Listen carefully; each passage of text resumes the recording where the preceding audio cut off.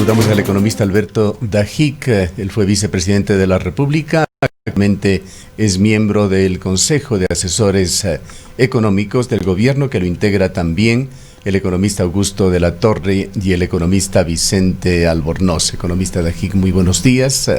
En diálogo con diversos economistas de Ecuador, ven la situación sumamente dura, no irremediable, pero extremadamente dura para el próximo gobierno. Hablan de que este gobierno cierra con niveles de récord de desempleo, con la ausencia de crecimiento económico, con una deuda pública prácticamente impagable del orden de 77.000 millones de dólares y una pobreza que va a marcar significativamente el entorno de los últimos 6 meses del gobierno de Lenín Moreno. ¿Qué debe hacer el gobierno en el periodo que le queda?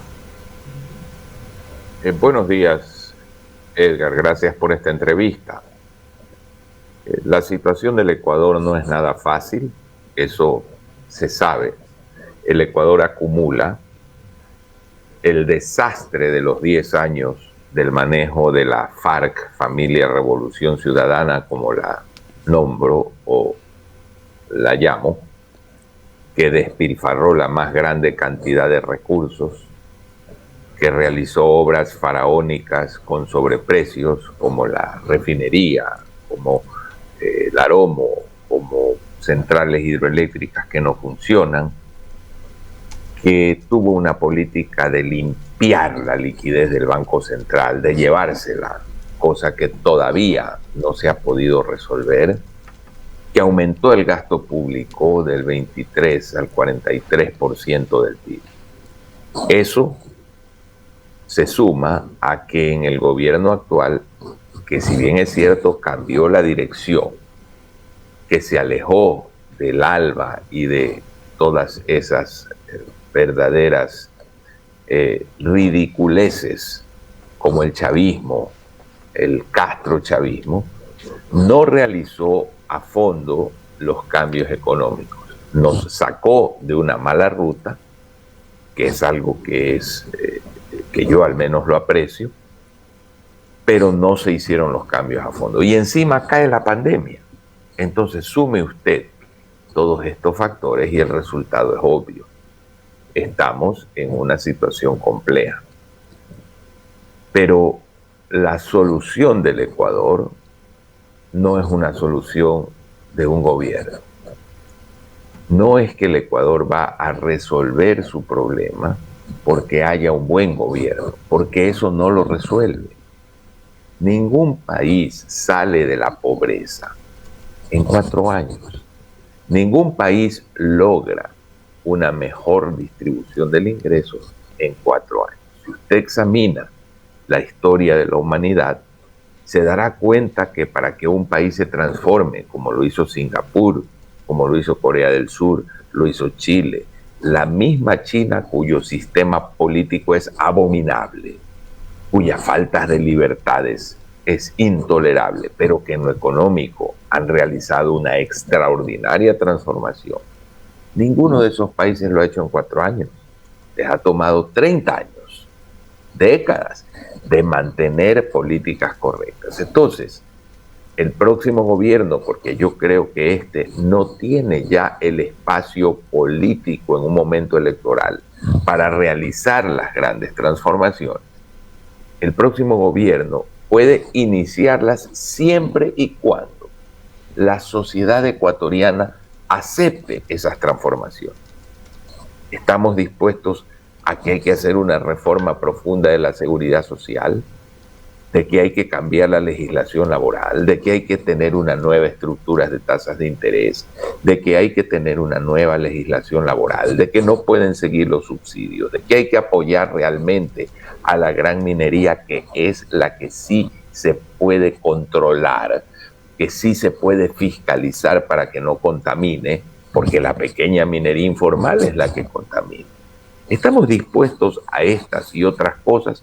Si no lo estamos, el Ecuador seguirá de tumbo en tumbo. 2 cosas en su intervención inicial, economista Dajic. ¿Es adecuado echar la responsabilidad al gobierno anterior exclusivamente cuando Lenín Moreno fue su vicepresidente por aproximadamente la mitad de esa década y estuvo al lado de Rafael Correa prácticamente hasta su primer día. Y el otro, si quisiéramos conversar a fondo, el tema de la minería, que aquí en la provincia de La Suay tiene un rechazo generalizado por la amenaza que significa a nuestras fuentes de agua. Bien, el gobierno de la Revolución Ciudadana es inmensamente culpable de la situación que se generó. De hecho, cuando regresé al país el año 2015, lo empecé a advertir. Si usted pudo ver una cadena nacional de televisión, un programa que se realizó con el actual ministro Mauricio Pozo y mi persona enfrentando a Rafael Correa directamente, entonces presidente, dijimos con toda claridad la hecatombe que se estaba generando en el Ecuador. ¿Cómo no se le puede echar la culpa de que de 8 centrales hidroeléctricas 5 no funcionen? Y de que las que están funcionando estén sobredimensionadas, que tengan sobreprecios. ¿Cómo no se le puede echar la culpa de haber saqueado las reservas del Banco Central cuando eso se le advirtió? El presidente Lenín Moreno fue vicepresidente, él tendrá y ha dado sus explicaciones al país. Pero que el gobierno anterior fue responsable, no hay duda.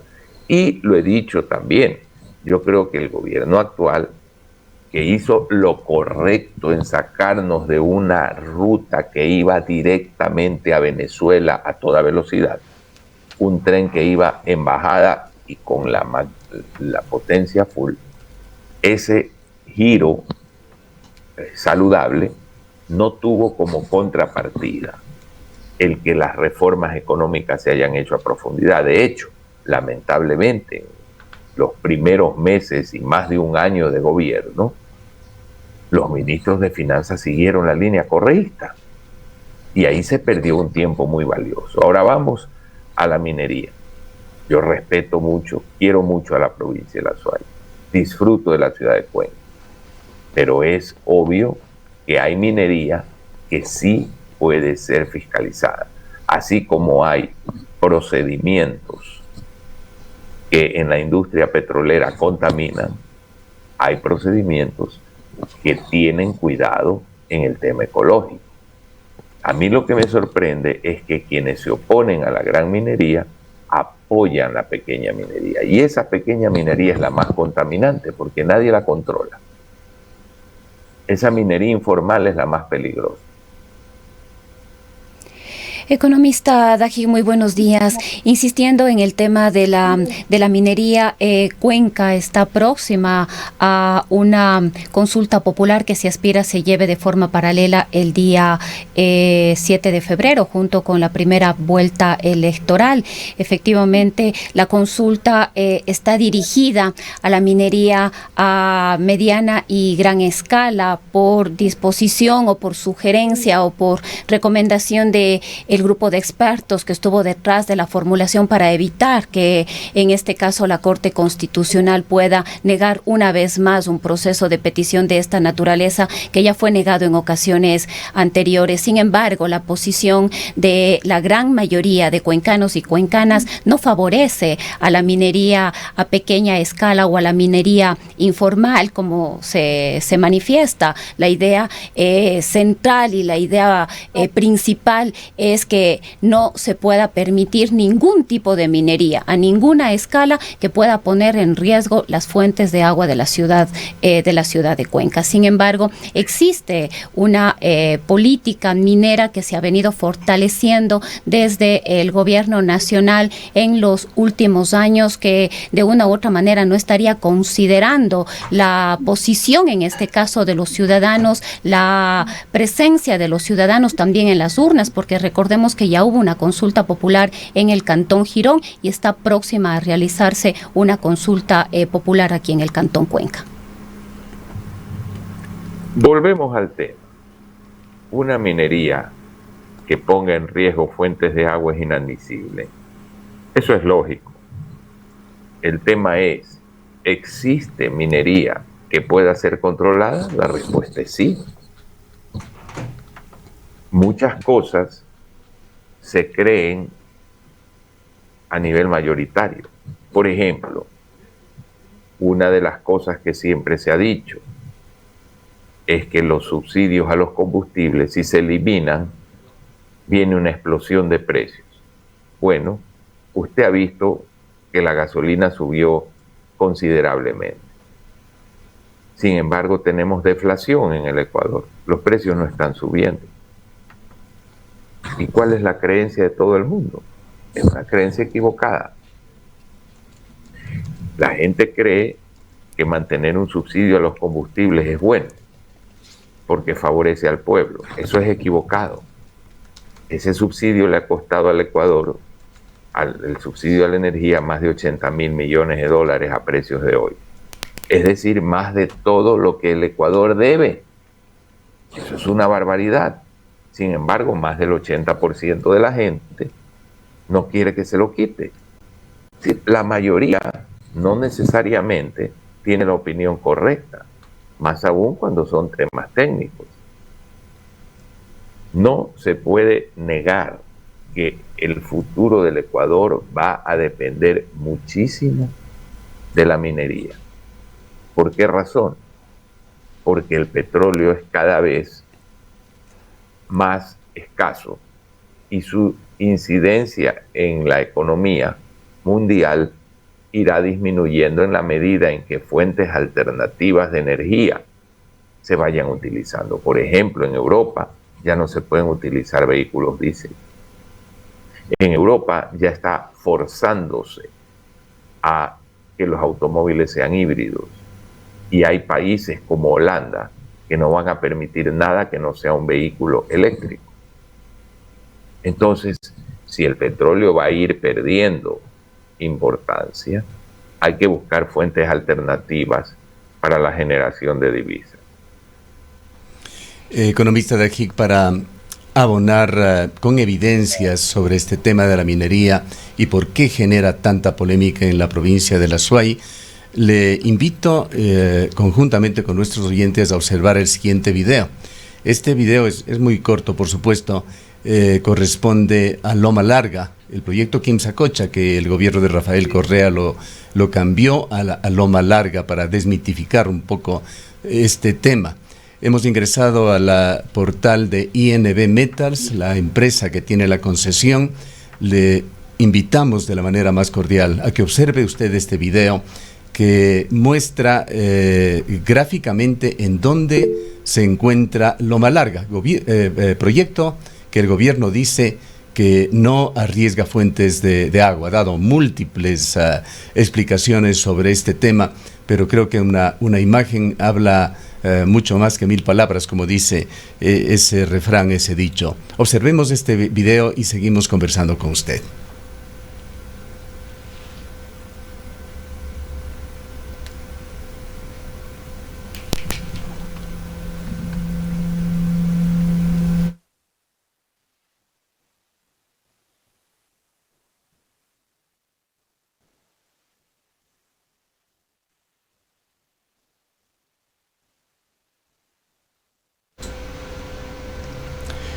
Para nuestros oyentes que no están en internet, el video no tiene audio, pero muestra la localización geográfica de Quimsacocha, Loma Larga, en la zona alta de la llanura del Tarqui. Y en el Tarqui se origina uno de los 4 ríos que pasan por el centro de la ciudad de Cuenca. Aquí en estos instantes se muestra la reserva minera de oro, que en la propia página web de INB Metals habla de 2.56 millones de onzas de oro, que incluyen 2,2 millones de onzas de oro y 13,3 millones de onzas de plata. El artículo allí en INB Metals se llena de cifras millonarias.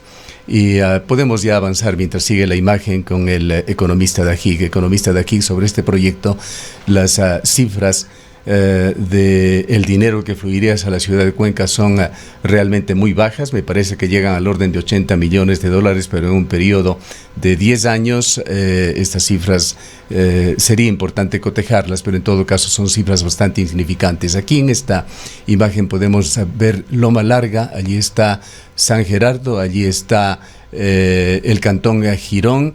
Imposible que el agua vaya hacia otro lado que no sea hacia estos cantones y hacia la llanura del río Tarqui. Y lo aseveramos no solamente por este video, hemos estado allí y lo lógico es que por gravedad el agua vaya hacia algún lado y esto es irreversible, irá hacia la llanura del río Tarqui generando gravísimos problemas medioambientales a esta zona. Hay, para concretar la pregunta, economista Dajig, el criterio adicional de que la gran mayoría de los réditos de la gran minería se llevan las mineras, que es un negocio gigantesco. Basta ingresar en páginas como esta y darse cuenta de la dimensión de estos negocios. Y lo que queda para Ecuador es realmente pequeño, muy marginal, dejando de lado todo el daño ambiental.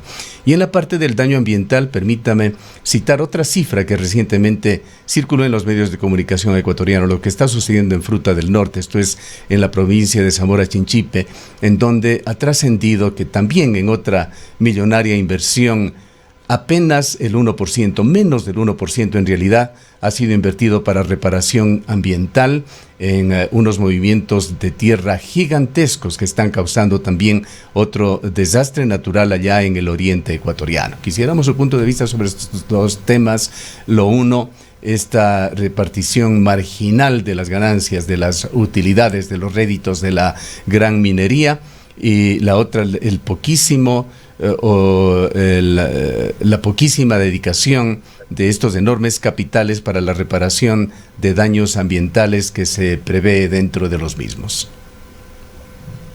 Todo depende de cómo se negocien los contratos.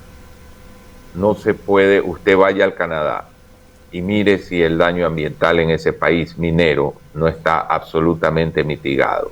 Por supuesto que lo está. Vaya a Australia, otro gran país minero, también lo está. Y son países que generan gran riqueza a través de esta actividad. Entonces, que un proyecto específico pueda tener problemas no invalida a todos. Dos, que se haya negociado mal un contrato no indica que todos puedan estar mal negociados.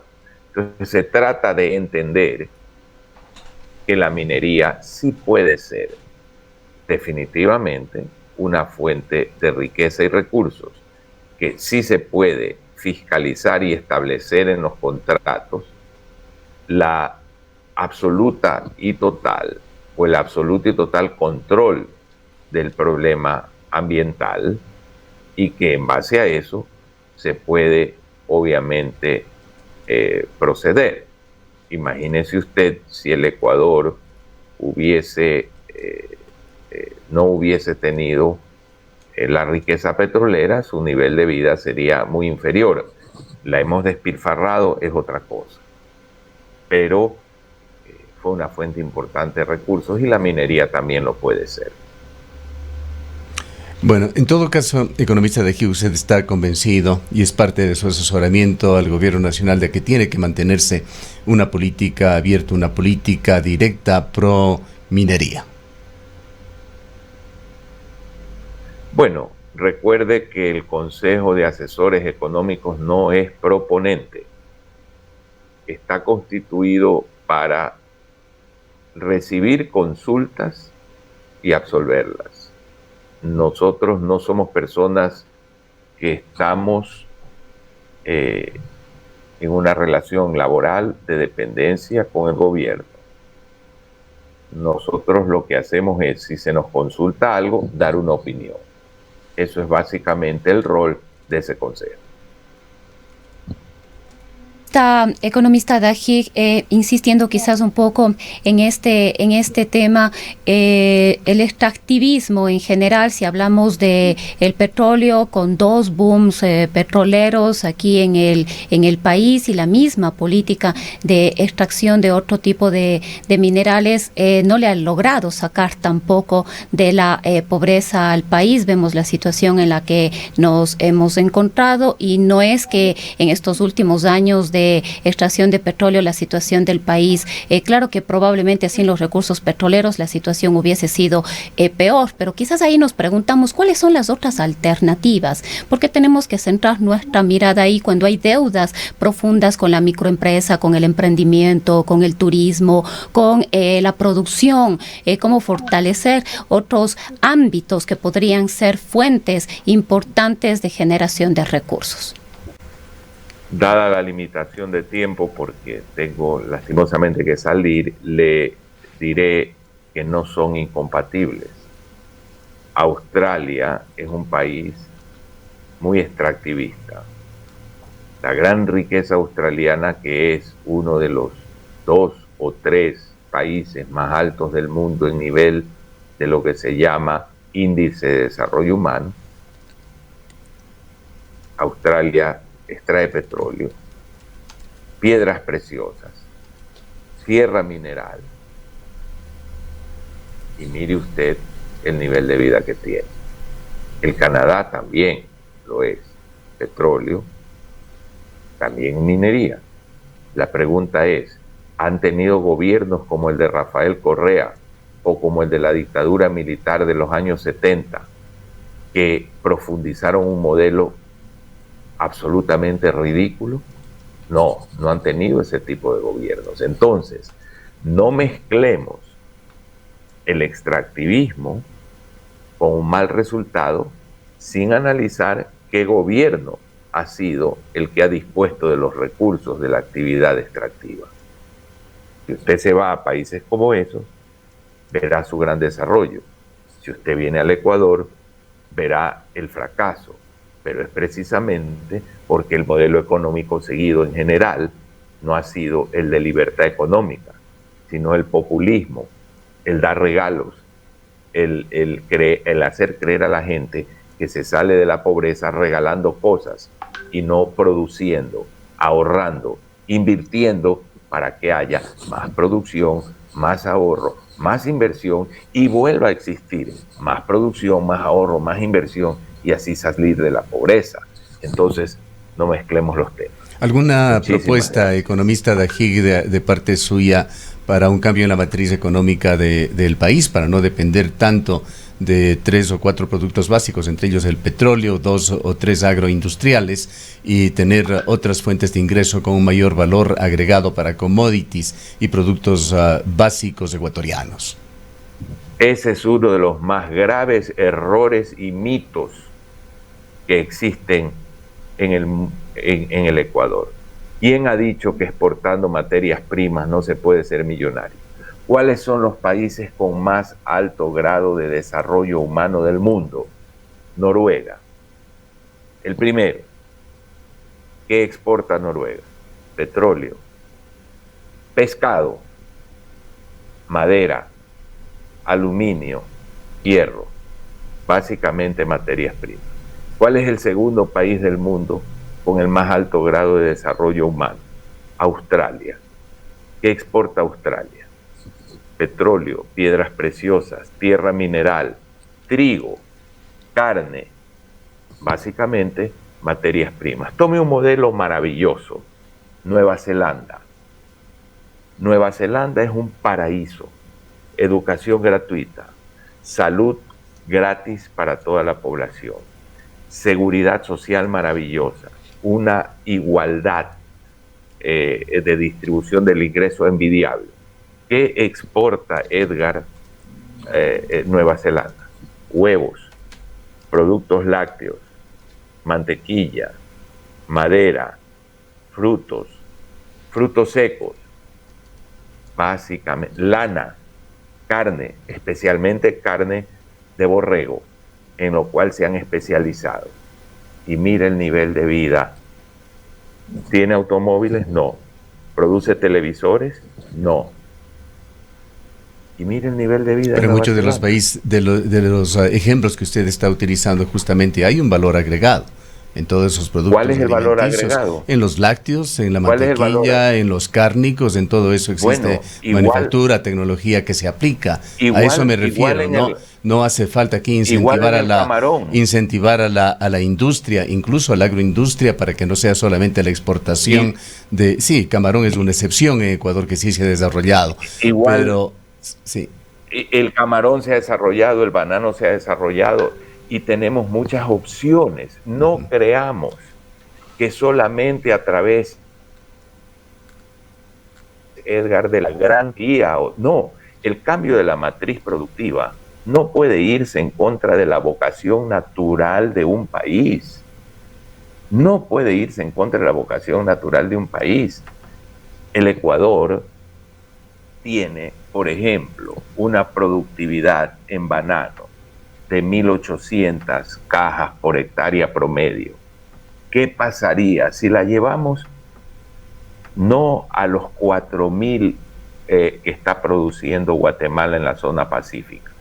Llevémosla a 3.000 cajas por hectárea. ¿Cuánto aumentaría entonces la producción? Podríamos dedicar de las 200.000 hectáreas que hay de banano, reducir en 70.000 hectáreas para producir lo mismo y tendríamos 70.000 hectáreas para producir otras cosas. Es decir, de lo que se trata, Edgar, y su pregunta es muy importante, es que lo que se haga sea con alta productividad. Chile, ¿cómo salió Chile? Chile, cuando comenzó su proceso de modernización, tenía 17 plantas ensambladoras de autos. Hoy no tiene ninguna. ¿Y con qué salió? Exportando minerales, exportando tierra mineral, madera, productos de madera, salmón, mariscos. Es decir, no ha estado soñando en cosas raras. Y el Sí. ejemplo de Noruega que le doy es notable. Sabemos, No economista de aquí, creamos que el tiempo que hay que... es un gran limitante y que usted no va a poder acompañarnos, o sea, por muchos minutos más, pero quizá aquí no nos está entendiendo usted la pregunta, le digo con todo el respeto, no nos referimos a que Ecuador se convierta en otro Silicon Valley o cosa por el estilo, pero sí que pueda potenciar de mejor manera sus recursos naturales, incrementar el valor agregado. ¿Qué es lo que ha pasado en esta época de la pandemia? Se ha hablado tanto de la reactivación. Díganos usted, que conoce al momento más que nunca de cerca las cifras del gobierno. ¿Qué ha hecho el gobierno de Lenín Moreno por la reactivación económica? Hemos tenido aquí desde los empresarios de las cámaras, los grandes empresarios de esta zona, a los pequeños y medianos empresarios quejándose de que nada se ha hecho, de que esa reactivación económica ha sido propaganda del gobierno y no se ha concretado absolutamente. Acabamos de ver hace 2 o 3 días comunicados públicos de un pequeño negocio o un mediano negocio, las cadenas de carne Columbus, que usted debe conocerlas muy bien, trabajaron por años en Guayaquil y Quito, quejándose en este comunicado de haber aplicado a programas del gobierno y no haber recibido un centavo para poder rehabilitarse tras 8 años de padecimiento por la pandemia. Acabamos de hablar hace 2 o 3 días con la presidenta de la Asociación de Artesanos aquí en la provincia de La Suay. Ha dicho lo propio, pura propaganda. Ni un solo centavo hemos recibido para ayudar a salir adelante en esta época de la pandemia. A esto nos referimos. ¿Qué medidas puede recomendar este Consejo de Economistas para que se reactive el país, economista Dajic? Su pregunta, Edgar, se refirió a la matriz productiva. La matriz productiva es una cosa, el apoyo a los sectores productivos es otra. Cuando los sectores productivos creen que lo que deben hacer es recibir recursos del gobierno, en cualquier país del mundo ese sector productivo está equivocado. ¿Usted cree que en Nueva Zelanda, que donde las vacas producen 80 litros de leche al día, 80, ¿El gobierno le da plata a los agricultores? No, no se lo da. Hay subsidios a la agricultura, hay subsidios a la agricultura en todo el mundo, economista Dajik. En Europa, por ejemplo, toda la agroindustria y la... Discúlpeme que le diga, en Nueva Zelanda no hay subsidio. Y siempre pensamos en eso. Y ahí está el grave error. ¿Qué subsidio ha recibido el sector camaronero? Y sin embargo, el sector camaronero ha logrado penetrar en el mundo. ¿Qué subsidio ha recibido el sector bananero? En el Ecuador hay una serie de empresas, así como el Estado tiene que reducirse, Edgar, que es inadmisible que tengamos un Estado obeso. La empresa privada tiene que entender que no puede vivir de protecciones. ¿Por qué el ecuatoriano tiene que pagar carísimo un televisor para proteger un ensamblaje ineficiente? ¿Por qué un ecuatoriano tiene que pagar carísimo un automóvil para proteger unas plantas de ensamblaje que jamás podrán ser rentables? Explíqueme usted eso. ¿Por qué tenemos que sostener eso? Que a usted como ecuatoriano lo afecta tanto como un sector estatal obeso. Ambos extraen recursos nuestros. La eficiencia es lo que se debe buscar y el sector privado debe buscarla. Y la mejor prueba es el sector exportador, que tiene que competir en un mundo duro, en un mundo difícil, en un mundo donde no tiene seguridad de precios. Y lo hace, sin protecciones. Ahora bien, usted vaya y vea Nueva Zelanda, vea el modelo de Nueva Zelanda. ¿A qué se dedican las universidades? ¿A algo como Yachay? No, se dedican a lo específico para su producción y han logrado una industria láctea de tal eficiencia que usted vuela de París al Medio Oriente y la mantequilla que le sirven en el avión es una mantequilla de Nueva Zelanda. Es decir, tienen tal nivel de eficiencia que pueden competir así. Edgar, un grave problema del Ecuador es creer que el Estado es el que debe resolverlo todo, darle plata a los empresarios. No, pero sí debe dar las facilidades, economista Dajik. Debe dar los créditos, debe dar facilidades para que exista una mejor actividad económica en Ecuador. A ver, una cosa es que se den las condiciones de una economía libre, que es la que garantiza que haya eficiencia. Por ejemplo, las tasas de interés. ¿Por qué están fijadas por ley? La microempresa tiene una tasa del 20%. ¿Y quién la puso? El Estado. ¿Por qué no se deja que el mercado regule eso, que es mucho más eficiente que un burócrata? Eso es lo que tenemos que entender. En el Ecuador, si no entendemos que las economías reguladas, estatizantes, no funcionan y no han sacado a ningún país de la pobreza, no vamos a salir de la pobreza. Pero la Unión Europea, Estados Unidos, Perú, Colombia, no son economías estatizadas y han generado importantísimos programas de apoyo a su industria, a su comercio en esta época de pandemia. En Ecuador prácticamente no ha habido nada. Es incuestionable que en esta época de pandemia tenía que haber en todo el mundo. Lo escribí, Edgar, lo escribí en un paper académico. Claro que tenía que haber un apoyo directo del Estado. Y dígame, en el Estado ecuatoriano, ¿de dónde podían salir los recursos? ¿Cómo quedó la caja fiscal en el país luego del correato? Sí. Sin embargo, economista Dajik, de estos programas que anunció el gobierno nacional como Reactívate Ecuador y anunció la entrega de recursos desde el sector productivo, ha habido una serie de pronunciamientos en el sentido de que estos recursos jamás llegaron a su destino. Incluso dialogábamos hace algunos días con el economista Flores y él decía que estos recursos fueron destinados para el pago de la deuda del Ecuador, y en realidad estos recursos no llegaron, al menos acá a la provincia de La Suay, un centavo para apoyar en lo que tiene que ver a la reactivación económica. El economista Augusto de la Torre, contrastando estas cifras, también lo señaló y dijo que efectivamente de los 1.200 millones de dólares que se obtuvieron de desembolsos del Fondo Monetario Internacional, realmente ese dinero lo que sirvió fue para ponerse al día con acreedores del gobierno, incluyendo en esto un par de bancos internacionales que había señalado el economista Flores previamente. Es decir, este dinero, usted nos ponía la pregunta de dónde va a sacar el dinero, pues ha hecho estos acuerdos con entidades internacionales, Banco Mundial, que está dando otro crédito de más de 500 millones, Fondo Monetario Internacional, 1.200 que ya dio, más 2.000 millones que están esperándose, pero estos dineros no llegan, se diluyen en otras cosas, en otras urgencias y prioridades del gobierno. Estimado Edgar, usted ha visto no cuánto se le ha pagado a la banca, sino cuánto ha ingresado. Porque si usted me dice que se pagaron 200 e ingresaron 1.000, y que si no se hubiesen pagado 200 no ingresaban esos 1.000, esa es la pregunta que hay que hacerse. Por lo tanto, cuando en marzo se pagó 300 millones de dólares, eso permitió la reestructura de la deuda y que los dineros de los organismos internacionales vengan. No se puede analizar con superficialidad estos temas. Hay que ver el conjunto. Y la segunda cosa que le voy a decir respecto a esto es que usted está dispuesto a aceptar que se reduzcan 200.000 empleos públicos, incluyendo los de la provincia de La Suay.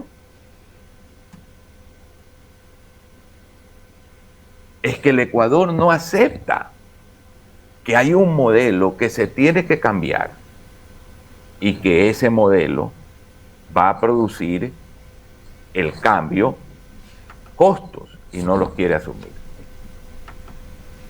Bien, el tiempo se nos ha agotado, economista Dajic. Vamos a darle una última salida, si es que usted cuenta con el tiempo, pero nos deja con la sensación de que la coyuntura de Ecuador es sumamente difícil, de que el gobierno esté en la línea de una promoción del extractivismo, de las materias primas y commodities, sin un apoyo para la recuperación económica, y la mayor preocupación que se genera es que, de acuerdo con lo que usted nos ha expresado, solamente las empresas con una sólida economía en Ecuador van a poder sobrevivir, pues debemos prácticamente olvidarnos de programas de apoyo del gobierno para que salgan adelante.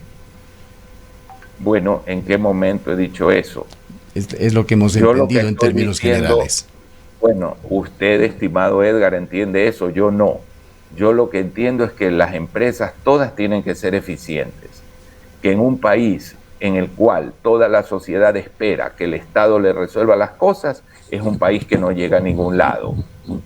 Cuando en un país empresas se vuelven eficientes, los ciudadanos entienden el círculo virtuoso de producir, ahorrar, invertir para producir más, ahorrar más e invertir más y crecer económicamente, se sale de la pobreza. Cuando se espera que el Estado lo resuelva todo, no se llega a ninguna parte. Cuando se le pide al Estado aranceles para que se proteja una industria ineficiente, no se va a ningún lado. Cuando se ensamblan cosas que no se deben ensamblar, porque el costo, traer un televisor desarmado, Edgar, vale más que traerlo armado.